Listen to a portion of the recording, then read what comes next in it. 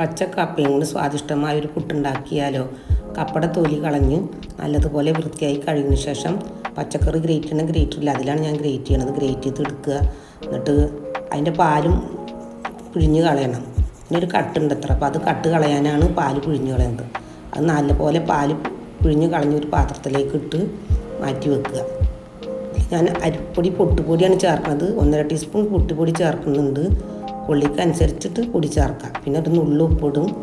പിന്നെ അതിൽ വെള്ളം ചേർക്കുന്നില്ല, കാരണം കപ്പയിൽ നല്ല വെള്ളം ഉണ്ടാകും. അപ്പോൾ പുട്ടുപൊടിയും കപ്പയും കൂടി കുഴച്ചിട്ടുണ്ടെങ്കിൽ പിന്നെ കുറച്ച് നാളികേരം കൂടി ഇട്ടാൽ ഉഷാറായി നല്ല ടേസ്റ്റ് ഉണ്ടാവും.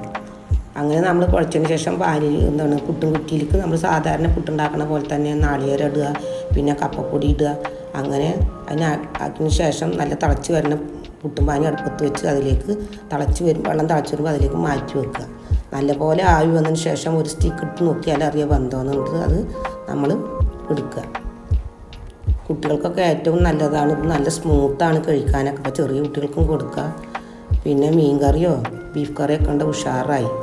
വൈകുന്നേരത്ത് ഈവനിങ് സ്നാക്കായിട്ട് ഉപയോഗിക്കുക.